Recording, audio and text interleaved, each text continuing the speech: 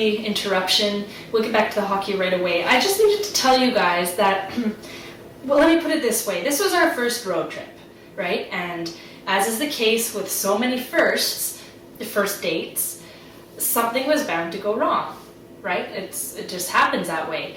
And since we didn't end up crashing the YNF vehicle, and since we didn't encounter any freak weather like blizzards or tornadoes or anything that would cancel the event altogether, it just seems logical that at the end of it all, the audio got wiped out on half of our interviews.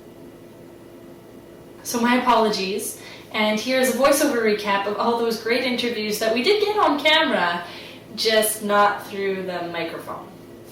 We started off the morning by talking with Gordon, one of the very cool organizers. He told us that this was the second annual pond hockey tournament in Grimshaw, with 63 teams participating. The event supports a great cause, Special Olympics Alberta, and the winners of the tournament, who ended up being Mullen Oilfield, go on to the Pond Hockey Nationals.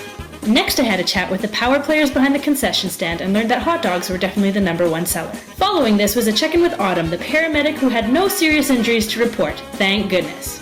Then Sean gave me a breakdown of the rules. 4 players to a team, no goaltenders, and no substitutions except in case of injury. The game is made up of 2 halves of 15 minutes each, and pond hockey rules because it's all about having a good time. Then a sit-down with the infamous hookers and slashers who allegedly were kicking some serious butt. I listened in on a live play-by-play courtesy of Ryan and found out that Kaylin was recognized as a Youth Citizen of the Year in Grimshaw. Way to go, girl. Then a post-game recap with the Grand Prairie Sheriffs, who looked at me funny when I asked what the story behind their team name was. As it turns out, they're all sheriffs. We'll just skip over this one. I asked Don Cherry if he owed his success to the fact that his last name is a fruit. He said no and told me his success is entirely due to his good looks. And then the sound came back somewhere here. Hey, don't worry there, Lewis. Good luck in getting famous, eh? Right, back to the show.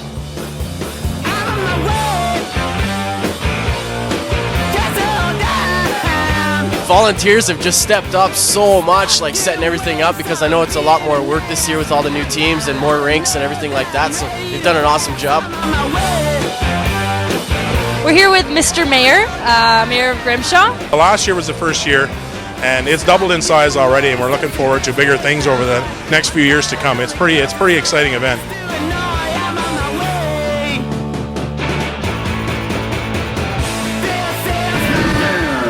Less than 20 minutes away from the official start of round number 4. Are you going to win it all tomorrow? Probably not.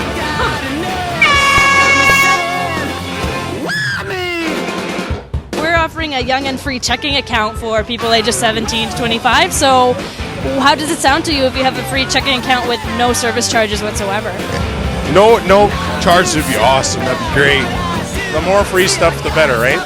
Considering I get robbed at my bank, yeah.